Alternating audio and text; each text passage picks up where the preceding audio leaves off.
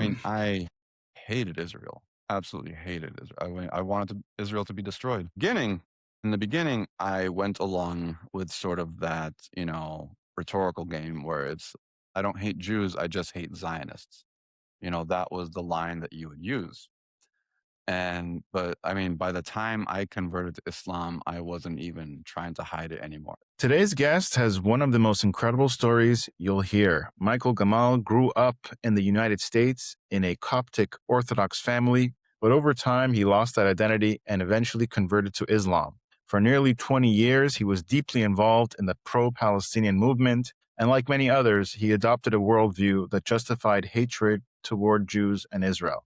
But something changed. He reached a point where he felt like he was losing his humanity and he had to make a choice. Today, he's speaking out, not just about what he believes now, but about how he got there in the first place. And I think that part is just as important. Michael, welcome to our show. Thank you for having me. Can you take us back to your early life? What was your upbringing like? What was your family's religious background Yeah, and so anything? both my parents are from Egypt. They're both Coptic Orthodox. My dad's from Cairo. My mom is from Alexandria. They met here in the States. My dad came, I believe, in the mid to late 70s. I always forget the year, but somewhere around that point. And then my mom came in the mid 80s. I was born in 1987 in Milford, Massachusetts. So I spent the first 17 years of my life in Massachusetts.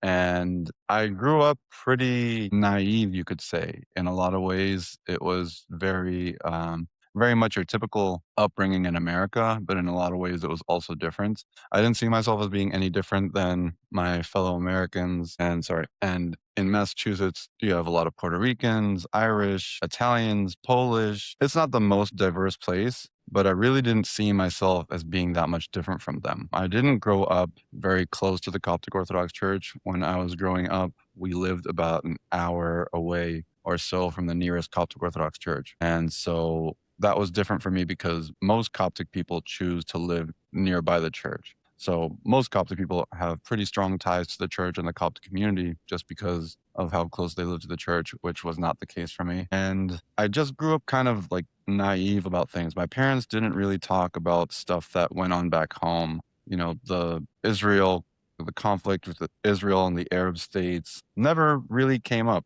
Don't even remember. I remember the first time I asked a question about Israel, and I think it's because I was reading like one of my school history books, and it came to the part where like the Arab-Israeli wars, and I saw that Egypt and Israel had went to war with each other quite a few times. I also read that Egypt lost every one of those wars. And I remember I looked at my dad and I was like, "Is this true?" And I remember I like asked him, I think, "We lost every war?" Internalized it like it happened to me personally.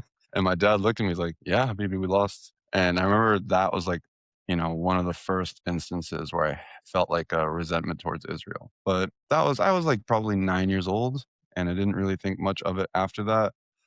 Then, a few years later, when I was 13 or 14, I think, 9/11 happened. And that's when things began to shift. So prior to 9/11, I just was not very culturally involved with Egypt or any of the Arab countries. I didn't even know that Egypt was sort of part of this broader Arab world. Like when the Iraq war happened, like I was young. I didn't realize that Iraq and Egypt were part of like an Arab League and they're both considered Arab countries. And that's when you started hearing things from like other Americans like, "Oh, you're not American, you're Arab."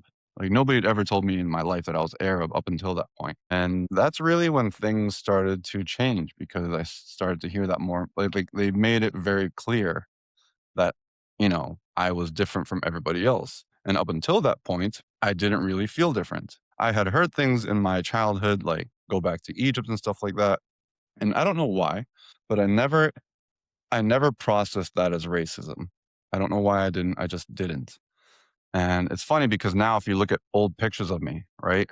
Like as I went to Catholic school and most of the student body was white, like I was like the darkest skinned kid there. Like I had like a mustache by the time I was 11. Like I was clearly ethnically different from these kids, right? And then we moved to California when I was 17. California is where for the first time I met a lot of people who were Arab and Muslim, which was not the case in Massachusetts. Massachusetts is mostly Cambodian, Puerto Rican, Italian, Irish, Polish, Portuguese, but not a lot of Middle Eastern people. But that was completely different in California. And I had finished my senior year in California. And as I'm finishing high school and about to enter college, I'm starting to meet more Arabs and Muslims. And the Arabs that I met, many of them identified as Palestinian, along with, Syrians and Lebanese and some Egyptians. And that's really where all the Palestinian narrative came from. That's where their side of the story came from. And that's the beginning of how I sort of got sucked into it. And I mean, I shouldn't even say sucked in because that almost makes it sound like it was involuntary. Like I was a willing participant. For me, it was like the first time that I felt like I met people who could relate to me on a cultural level, linguistic level, just all these things, similar immigrant experience. They listened to the same music I did growing up, watched the same movies. And that's really where it all started. Now, I have to say that growing up, my parents were not anti Israel at all. Both my parents were actually Zionists. Me and my parents used to always clash because they hated the Palestinian cause. They couldn't stand it because they always saw it as being sort of an extension of the expansion of Islam. So they're very much against it. And my dad in particular, he was very, very hostile to the Palestinian cause. Like I said, there would be a lot of friction between me and him. But I also, I am at this point, I am a young adult or about to be a young adult. And I wanted to believe back then that my parents were wrong and that they were just these, I wanted to believe my parents were just prejudiced and they had these sort of outdated, antiquated ideas and things are different here and they don't really know what it is to be me in my circumstance. Um, and they would say things like, you can't trust them. Like, be careful around them. Be careful about what they tell you because a lot of it isn't true. But I didn't want to hear any of that. And that was the beginning of it all. And, I remember like the first moment I had where like I was exposed to extremism. I was standing outside of Argila bar and I was talking to this older Palestinian gentleman, like maybe in his early to mid 30s. And I was around, 17 or 18 at the time. And I remember asking him questions because I'm just starting to, become politically conscious. And so I'm asking him, like, okay, well, what we all want at the end of the day is peace, right? And he said, no two-state solution, just one state, Palestine from the river to the sea, no such thing as Israel. And then I said, okay, but, hurting civilians is bad, right? And he said, there's no such thing as an Israeli civilian because all Israelis either are serving in the IDF, have served in the IDF, or will serve in the IDF in the future. So none of them are innocent. And I'm sort of like trying to think of a question that will bring about a moderate answer. I'm trying to access his moderate, like reasonable side. And so I asked him something that I thought would for sure give me a sensible answer. So I said, okay, but suicide bombing is obviously wrong, right? And he, without skipping a beat, he just looks at me dead in the face and he says, Habibi, it's all we have. And that was the first moment where I was like, an alarm bell went off. And I was like, do I know what I'm getting myself into? 'Cause this is sounding kind of crazy. But I immediately thought, maybe they don't really mean it. What if they don't really mean it and they're just angry and, they'll change over time but that's sort of like the mental bargain you make with yourself because what it was really about was I in my head I found a group of people who I could relate to on a lot of things culturally. And I didn't want to lose that because it finally felt like for the first time I belonged somewhere in America. And so that led me down a dark path where I was just going to become more and more extreme because you're not going to make them become more moderate. When you hang out with a bunch of extremists, you become extreme. It doesn't, one moderate voice in a crowd of extremists, the numbers are not in my favor. So, yeah. I just wanted to add that them believing that every civilian is a potential target. I mean, that's really the justification for October 7th, right? They attacked these peace-loving kibbutzim, like they weren't attacking military targets and things like that. So that makes sense. How did you end up converting to Islam? And what about Islam or that environment appealed to you at that time? So When I converted to Islam, this was back, I think, in late 2020, early 2021, around that time period. And, 2020, that's when COVID happened. And I'm online a lot. And I remember this YouTube channel called Halal Sheikh pops up. And it's like these short videos of giving these sermons. And they're like cute little sermons. Some of them are even funny, but you're like, this is actually sounding kind of nice, And like what later on you realize that this is sort of how they get you in the beginning.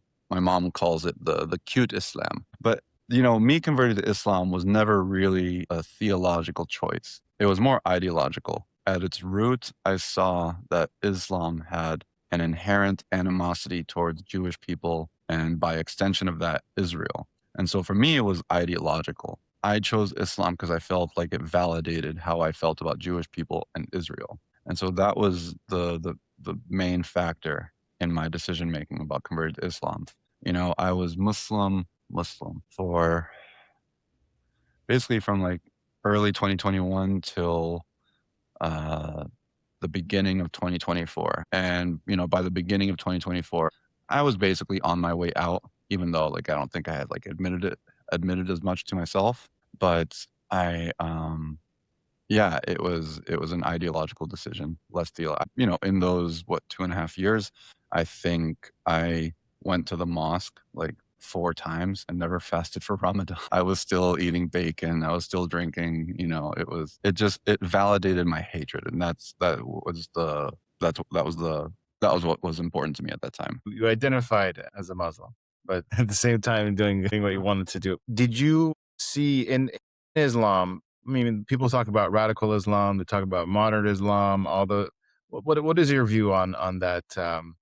On that, is there a radical Islam or is it just Islam? It's just Islam. It's just Islam. What you have is people who practice Islam to the fullest. That's who we tend to call radical Muslims, but really they're just Muslims living to the, highest potential of their faith.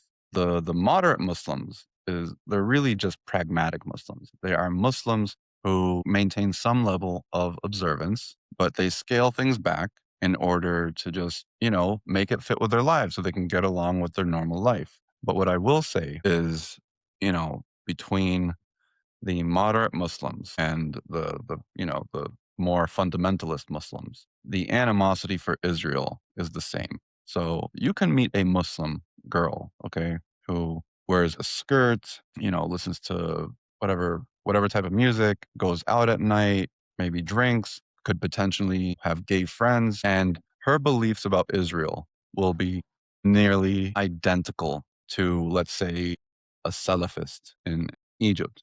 They will have nearly identical thoughts about Israel. So that's one thing that I say is it's not so much about appearance anymore. What you have to really cut through to is the ideology, because the Muslims that I was friends with and grew up with in California after I moved, they were not the typical extreme Muslims that you would see on TV. They didn't have huge beards. They weren't praying 5 times a day. For all intents and purposes, they wouldn't have stood out to you, but it's what they would say amongst each other. It's what they say amongst each other in private, which is, the stuff that they're now saying more and more out in the open. That is the danger of it. So, a Muslim could be a leftist on the political spectrum, but feel just as hateful towards Jews and Israelis as the Salafist in Saudi Arabia or Egypt. And I've seen it. I've seen it. Yeah, a lot of these influencers, they chat with people on this Omegle, right? The site where you talk to random people, and it just seems like every time they get hooked up to somebody in a Muslim country or whatever, it's very rare to find somebody that actually likes Jews or Israel. It's like these are all types of people, but it seems all to be the same. But it also seems that you don't really have imams that come out and speak against radical Islam and the radical parts and things like that. Is there a concept of, like you have like the ummah, right? Like you can't speak against a fellow Muslim, even though there are things you disagree with. That's part of Islam. There is a hadith I think that exists in Shia Islam. And I don't know how strong the hadith is, depending on the chain of narration. But there is a hadith in Shia Islam that says, you are not allowed to expose your brother's sins. But in general, there is a culture of we don't go after our own. And it's a very sort of, they try to muddy the waters. Let's just say that. So if you'll notice, Muslims and Arabs, because this is the same for many Arab Christians too.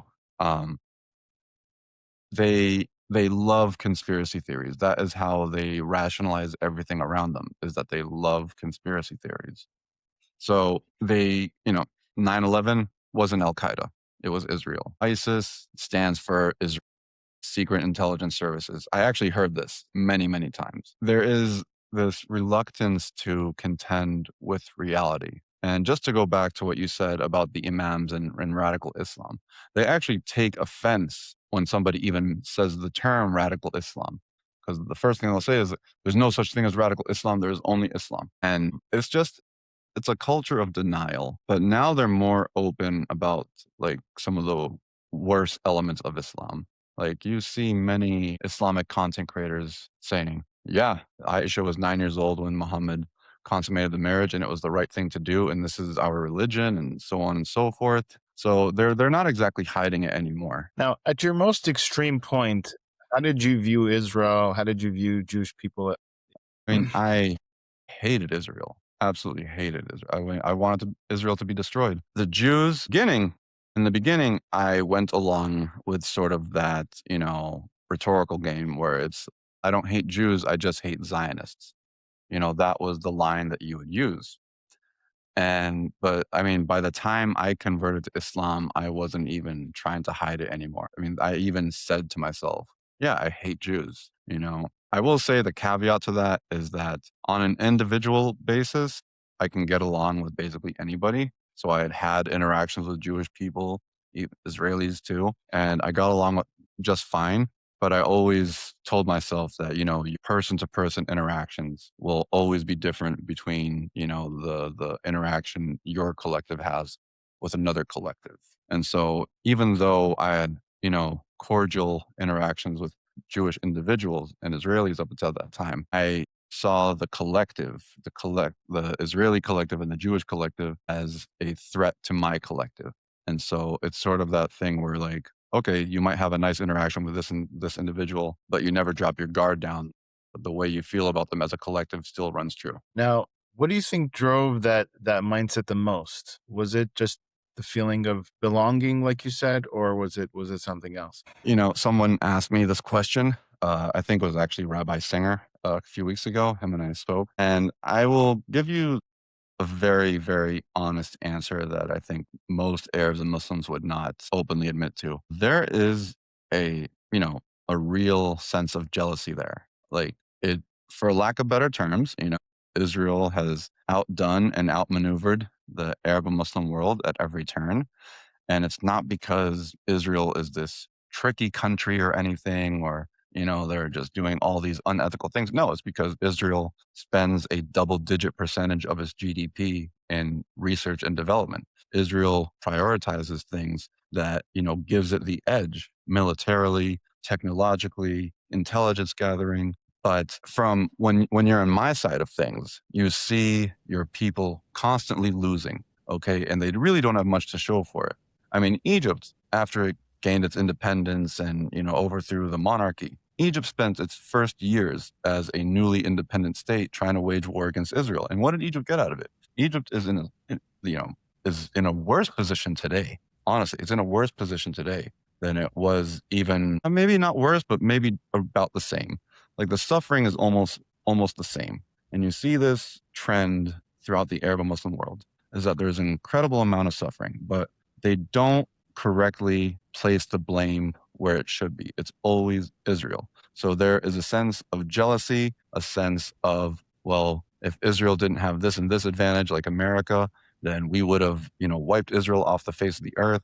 There's this sort of sense of entitlement that what Israel is doing, the position that Israel is in, should have been us. Like something was, wrongly taken from us. And so it is the animosity is, I think it has a lot to do with jealousy. and this feeling of being inadequate next to Israel. And so I think what Israel does is Israel sort of holds up a mirror to the Arab and Muslim world. And the reflection is really the shortcomings that the Arab and Muslim world have compared to Israel. Now, at what point did you switch over from the anti-Israel camp to the pro-Israel camp? And was this overnight? Was it gradual? Very much gradual. It was very much gradual. I wish I could sit here and tell you that October 7th changed things for me, but I dug my heels in more after October 7th. You know, it's not what sparked the change in me. It had something to do with it. I remember, like I said, we're going to go back to my dad, because after October 7th, my dad called me up like a couple weeks later, I think,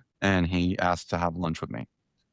And, you know, I went to go have lunch with him, and he just sort of like sat me down and he said, listen, your mother's been telling me about some of the things that she's heard and seen you post online. And, you know, I need you to hear it from me that what Hamas did to Israelis on October 7th is the exact same thing that ISIS does to people and would have done to people like us. They raped, they murdered, they did all these horrible things. They mutilated bodies, they burnt down people's houses. He said it was exactly like what ISIS had done to people in Iraq and Syria. And I know it took a lot for my dad to sort of have that conversation with me, because he knows, like I said, him and I would just go at each other like this. It was very difficult to have a conversation with each other just because we were on polar opposites.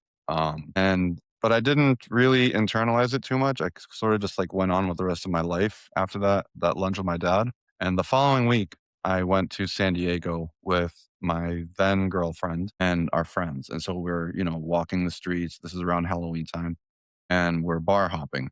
Okay. And I remember we were waiting at this red light, and there's something next to the light. We're waiting for the light to turn green. Where there's something next to the light that has the posters of the hostages. And I remember I'm looking at the posters of the hostages, and all I can think about was how I saw on Instagram people who were tearing down the posters of the hostages. It might have been, you know, New York or Toronto or someplace like that. But that was the only thing I could think about. I remember it felt like the blood in my veins evaporated. Like I was like, I can't explain that feeling to this day. It was the closest thing I've ever had to an out of body experience. And that it felt like it lasted forever. Really felt like it lasted forever. It might have lasted like 10 seconds. And the only thing I could think about while I was looking at the posters of the hostages is I told myself, you know, you might be a horrible person for the things that you do support, but you are not so cruel. You are not so cruel hearted that you would, you know, deface the poster of a hostage. That I remember I told myself that like internally. But, you know, then the light turned green, and then I went on with my night with my friends and stuff. And then a few months later, or maybe it was a month later, I can't remember that well now, but I recalled that Candace Owens and Andrew Tate started talking more and more about it. And I always thought that Candace Owens was a despicable person. I mean, despised her. And I also despised Andrew Tate. I saw them being grifters, insincere people. And Andrew Tate, because, you know, I did convert to Islam. And Andrew Tate, you know, maybe a year or two later after I converted to Islam, also converted to Islam. And I don't know how much you know about Andrew Tate, but he had a big scandal where he was accused of sexually trafficking girls and stuff like that.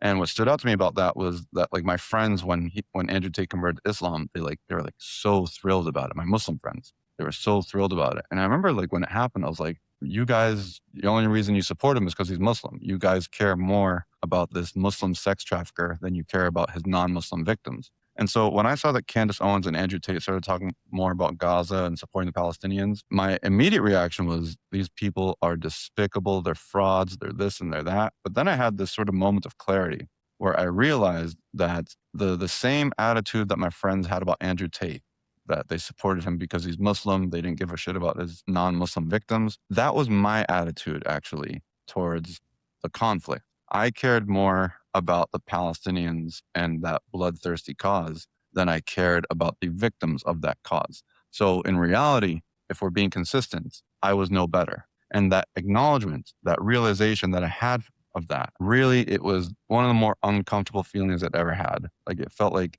you were ideologically dirty and like you had to take a shower. That's how lousy it felt. And then a few months later, it was the um, Iran had sent over a drone and missile attack in April of 2024, and I remember seeing it happen, and I remember the reaction from not just my friends, but just Arabs and Muslims in general. They were very, very supportive of it.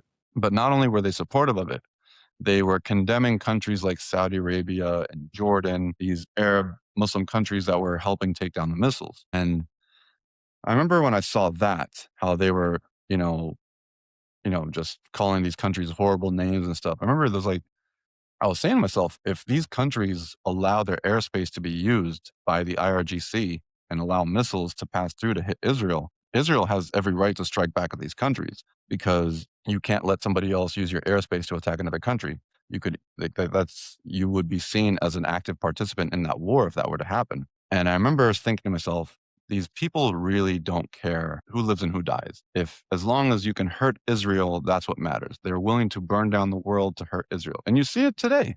Look at what's going on. Qatar is being struck, Kuwait, Dubai, Saudi, Oman. Like all these countries have been hit within the last 3 weeks, and people are cheering it on because they don't care. And it was this gradual buildup where you're like growing more and more sick of this ideology, this mentality. And in May of 2024, I remember I took down everything from my Instagram profile. Everything. I took down Free Palestine. I took down every post I'd made about Palestine. I took down everything. But when I did that, I didn't have any intention of doing what I'm doing today. I just thought that I would get rid of this. I would go like back off from it, and I would just not even pay attention to the conflict. I thought I would be like, the naive American who didn't care, and just, both sides need to, work it out and make peace. The very naive Western mentality that people have. But the following month in June was when Noah Argamani was rescued. And I remember when it happened, I picked up my phone and I saw the notification. I was like, oh, this is a good thing that she got rescued, because the more hostages get rescued, the quicker the war will wrap up. And this is a good thing. And then 30 seconds later, I was mad because even though I had took down all my Free Palestine stuff from my profile, all my friends were still involved in this stuff. Well, what I'm seeing on Instagram is the same propaganda. And I remember I saw there was this Palestinian comedian who said, if I'm ever held hostage somewhere and you have to kill however many civilians to free me, he said, just leave me hostage. And I got so mad. I got so mad because there's no way on earth this person means that. There is no way. I don't have kids of my own, but I have relatives that I love. I have my dogs. If one of my dogs was kidnapped and taken somewhere, I would burn down the world to get my dogs back. I love my dogs. So I can only imagine what it must feel like for somebody who has a brother, a sister, mother, father, grandfather, a friend being held hostage by a terror organization. That moment lasted a few minutes, or maybe even an hour. I can't remember that well now. It's been almost 2 years, but it was sort of like a black and white situation. So you just sort of like went on with your day afterwards. But then I started meeting Israelis on Only TV. And I was like, because there were a lot of Arabs and Muslims who would go on Only TV just to harass Israelis, just to like say nasty things to Israelis and Jews. So I was like, you know what? Let me try to actually have a conversation with these people. Let me try to just be a human being. And I actually met a couple people who ended up becoming like good friends of mine. And one of those people, she was originally from Haifa. Her family still lived there. She was living in Europe at the time. But the following month was the Majd al-Shams rocket attack in July, where those 12 kids from Majd al-Shams, the Druze kids, they were killed by Hezbollah missile fire. And my friend who I had met online, because she's from Haifa. Haifa is one of those cities that often gets hit by Hezbollah's missiles. And she actually knew somebody from Majd al-Shams who knew some of the victims of Majd al-Shams. And I saw how much it hurt her. And it was the first time that I knew somebody on the other side who was personally affected by this. But I still had the same social circle. My own personal social circle was still made up of the same people. And so, similar to what happened with Noah Argamani, I'm seeing the propaganda coming. And Hezbollah initially took responsibility for that missile attack because they thought they had struck IDF headquarters in like Mount Hermon or something. And when they found out that they killed a bunch of children, they quickly started accusing Israel of killing the kids. They said it was an Iron Dome missile, the Tamir missile that the Iron Dome uses. And immediately the propaganda starts rolling in. It's like they're all connected. The second Hezbollah says something, everybody online from the Arab and Muslim community repeats it. And I decided this doesn't seem right. This something seems off. And so I started doing some research, and I was like, comparing the missiles that the Iron Dome uses versus the missiles that Hezbollah uses. And the Iron Dome missile is not meant for mass casualties. It's supposed to detonate in the air upon impact with a competing missile. And so I remember with this information, I was going on to all these Arab and Muslim pages on Instagram that were repeating the propaganda. And I was saying, no, you guys are wrong. This is a lie, and so on and so forth. And I got blocked from like almost all of them. But that was the first time that I ever actually advocated for Israelis. And that propelled me to keep doing more and more. And I just couldn't stop.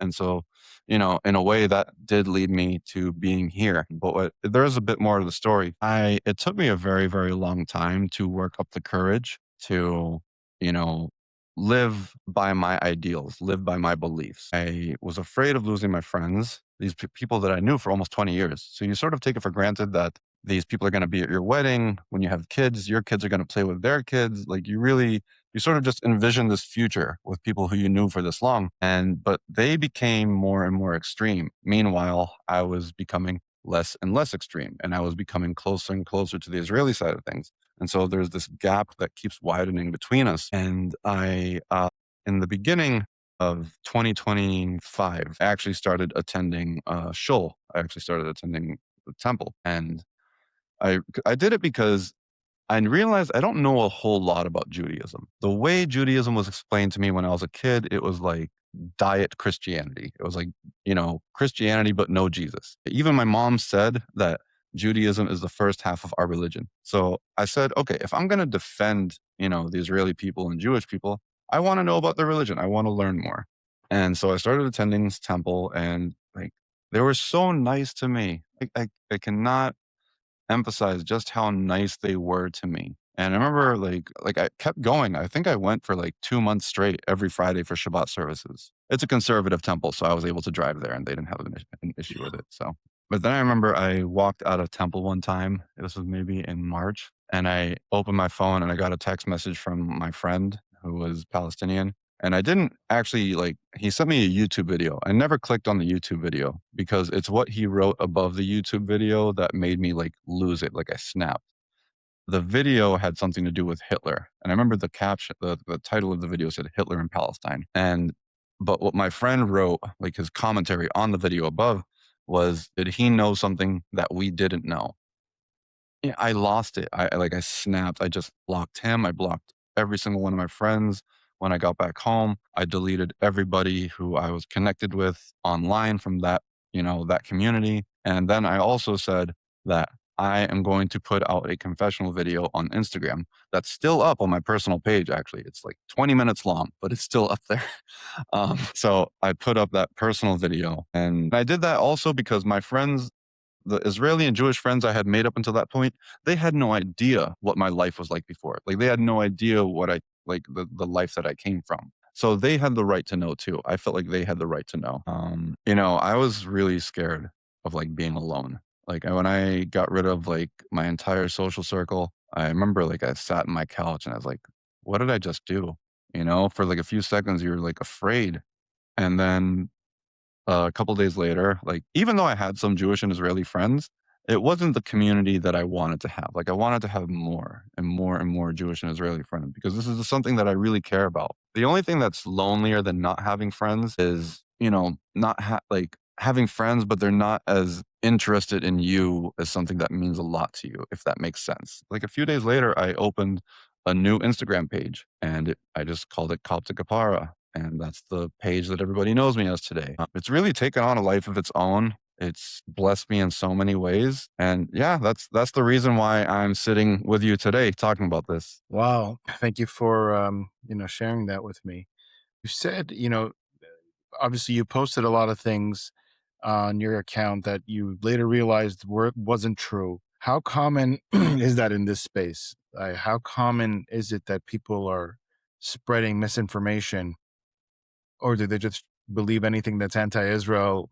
I'll just post it without doing any research. Maybe speak a little bit about that. Happens all the time. It's the most normal thing is to do that. It doesn't have to be true. It doesn't. I mean, some things are so obviously false. Some things are so obviously false and fake that when I would see it, when I was in the pro-Palestine stuff, it was too fake for me. I was like, "Ah, I can't touch that. It's just too like it's too fake. So I couldn't bring myself to push something out like that. But no, it doesn't matter if it's true or not. If it makes Israel looks bad, and if you think enough people will buy into it, you have to go for it. Because the most important thing is damaging Israel's credibility, its legitimacy, painting Israel out to be a monstrous genocidal state. That is your main objective. Listen, look at the lies that they say today. Some of these people really think that Netanyahu was killed. Some of these people really think that, despite all the evidence to the contrary. So it's hard for me to determine how many of these people are stupid and how many of them are genuinely evil.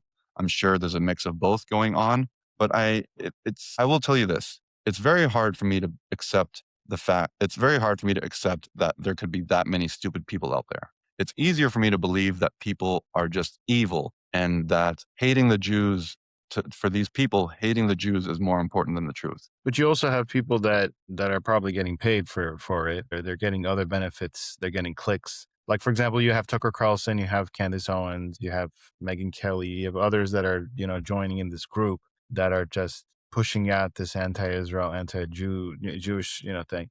How powerful do you think these influences are in shaping the opinions of people on this issue? Incredibly, it's incredibly powerful, and they're a very important part of this fight because listen, I think Tucker and Candace and people like the Young Turks, I think that they are unprincipled, horrible people, but I'll never say they're stupid. They're very smart. They know exactly what they're doing, and they pick the perfect time to do this stuff because right now they understand that right now around the world there is a crisis. There is a crisis of identity, a crisis of trust. This, public trust in institutions is probably at its all-time lowest. And for sure, governments have their fair share of the blame. Legacy media has their fair share of the blame. The governments and the media have not always been very transparent. And so people are reacting to that. But what these people really understand is that people are angry, people are disillusioned, but most importantly than that, people are looking for a scapegoat. And throughout history, the perfect scapegoat has always been Jewish people. And so they are just capitalizing on that hatred, that lack of identity, that lack of security. They're preying on people's lack of trust in institutions. Yeah, they're integral to this entire thing. Very much integral. Do you understand the Israeli-Palestinian conflict today? And what do you think that people in the West are getting wrong about it? So the Israeli-Palestinian conflict can be understood in the way it was described by Ernest Bevin, UK, I think, Secretary of Foreign Affairs, in the 1920s or the 1930s. He said, Jews wish to have a state anywhere on any part of the land, and the Arabs are willing to resist to the last a Jewish state on anywhere in the land. I paraphrased that a little bit because I can't remember it word for word, but it was something that I read from Dr. Annette Wilf's The War of Return. So you behind me, you see a collection of books, and this is not even all the books I've read within the last year. I think I've read something close to like 20, 25 books on the subject. I it's hard to describe it in one sentence, but I would say that the entire Palestinian identity is a lie. I really mean that because the things that they're arguing about now isn't what they were arguing about in the early 1900s. If you go back to the first three Arab congresses, the Arabs' statement was made that Palestine is actually an integral part of Syria. In the first three Arab congresses, they declared that Palestine is an integral part of Syria and that their capital was not in Jerusalem, but in Damascus. And so Palestine was always widely regarded as nothing more than southern Syria. what they considered to be historic Palestine prior to the British Mandate of Palestine was split between three regions. You had Vilayet Damascus, Vilayet Beirut, and Mustafarat, Jerusalem. That was what Palestine looked like. It was not this unified entity. It was, anybody who was in Palestine technically was a Palestinian. Doesn't matter whether they're Arab or Jews. And the Arabs actually didn't like the term Palestine because they thought it was a Zionist, it was a Zionist invention. There's even an Arab who said that the terms Palestine is a Zionist invention. So I think at its core, this conflict is religious. I think anybody who tries to argue otherwise is probably fooling themselves and is about Islamic and Arab hegemony over the entire Middle East. Because let's just acknowledge some facts, okay? In 1947, when the Jews accepted the partition plan, they accepted a partition plan where the Jewish state would have had a 45% Arab minority. They accepted a partition plan which left Jerusalem under as an international city. It would have had international status. The second holiest city in Judaism, Hebron, would have went to the Arabs. The Jews were not. I mean, the Jews in Jerusalem, they were confined to like an 11-foot by 100-foot wide space at the kotel to pray in, and people would throw things at Jewish people praying. And in Hebron, the cave of the patriarchs, the Jews were not even allowed to advance beyond the seventh step. They were forbidden from their second holiest spot. And so people say like, freeing Palestine will free us all, but it wasn't free for anybody other than an Arab Muslim. Like the fact that Arab Muslims could take a holy place from somebody and then forbid those people from utilizing that holy space. I don't understand how people cannot find that crazy and say that it's the Jews who are colonialists or imperialists or anything like that. It flies in the face of recorded history. If anything, this like the fight for Palestine is nothing more than an effort to reassert Arab imperialism where it failed. That's where Arab imperialism failed, and it's because the Jews are indeed indigenous to that land, and they fought like they were indigenous to that land. What are you trying to accomplish with your content? Meaning, what's your goal? And do you feel a responsibility to share your story with? In the beginning, this was very much, I just want to get information out there type thing. I want to amplify Jewish voices. I want my voice to be heard, and I want to like be visible to publicly support the Jewish people in Israel. I want to visibly publicly support them. Now things are different. Not that, all those things are still true, but I've had a bit of a journey myself, a spiritual journey. I'm not converting to Judaism. I have no intention to, but I follow the Noahide commandments. So I'm B'nai Noah. And in the beginning of this, when I was starting to do this, I thought that I could be agnostic and sort of like ditch my spirituality and it wouldn't be a factor. I didn't see it as being spiritual, but the level that anti Semitism is at today, it doesn't make sense. Anti Semitism never made sense. I just feel like there's something so much bigger at play than most people realize. I really think that this is a spiritual war, and I don't know what lies ahead for me. All I know is that, I will bless those who bless you, and I will curse those who curse you. I think we're going to find out in a relatively short time span that this is a spiritual war. It's hard for me to say this out loud because I know that secularists and people who are not religious are going to think I'm crazy. But it's just something that I feel. And I was talking with a friend of mine about it today. And I was like, I can't explain things any other way. That this is, has been written by Hashem. And I consider myself very lucky that I came to the truth before it was too late, because unfortunately, a lot of people are gonna go down with you know side that is the wrong side, the evil side, the side that is against God's will. And what kind of reactions have you been getting? Positive, if there's backlash, any negative response, how has that been? The positive is beautiful. It's very warm. It's very welcoming. I got to experience Purim 2025 was my first Purim. I got to experience my first Pesach. My first Hanukkah was this past Hanukkah. The warmth that I got from the Israeli and the Jewish community has been nothing short of amazing. And, the hate is what you would expect, death threats and stuff like that. I am somebody who wears my Zionism very proudly, like very openly and very proudly. I have the tattoo of the Bibas family names here. So Wow. Shiri, Ariel, Kfir. I have Star of David here.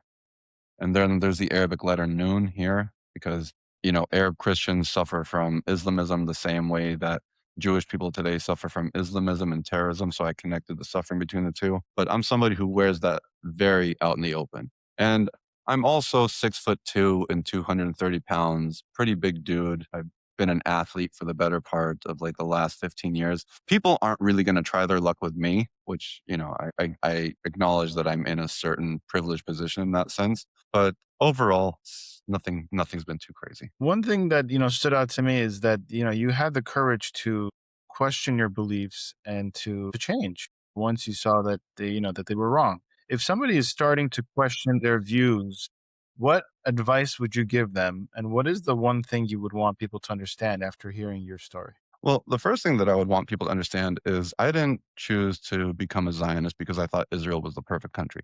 Israel is a country just like any other. It has its strengths, it has its weaknesses, it has its shortcomings. There are things that it could improve on. But the point of Israel was never so that it would be a perfect country. So as soon as you take this idea that Israel is a perfect country out of your head, you allow Israelis to be human just like Egyptians are human and Japanese people are human. Americans are human. They're allowed to make mistakes and they're allowed to make improvements. But one thing that I would say is that I have 3 books that I would recommend to anybody who really wants to do a deep dive into this conflict. The first one is The Industry of Lies by Ben Dror Yemeni. Amazing book, really criminally underrated. I love it so much. I have 5 bookmarks in there at all times just so I can easily reference information. The second book is the War of Return by Dr. Annette Wolf, and the third book is Ghost of a Holy War by Yardina Schwartz. I actually just uploaded my interview with her this morning. I got to interview her. And that's probably been the most rewarding part of this is I've been able to interview people who I really, really love and admire. But that's what I would say. If you're starting to question your beliefs, read those 3 books, and they will have a profound. If you read it with an open mind, I really do. It will make a profound shift in how you see the conflict. Amazing. Now, if they want to learn more about you, where can they find you? Instagram on Coptic Kapara. I'm also on TikTok, but Instagram, and I have a YouTube channel under Michael Gamal. So, but yeah, I'm most active on Instagram. I am sort of making that transition now to doing long form content on YouTube because on Instagram, people have a short attention span. People, if you don't capture their attention within, 10, 15 seconds, they swipe. So, and I have a lot of information that I want to get out. I have things that I want to talk about at length. So, really, YouTube is where I need to start shifting more of my energy. But yeah, that's where you can find me. Michael, I want to thank you for your time. Thank you for sharing your story and, for your bravery and your courage to stand with Israel, stand with the Jewish people, stand for the truth, which is something that's not so common nowadays.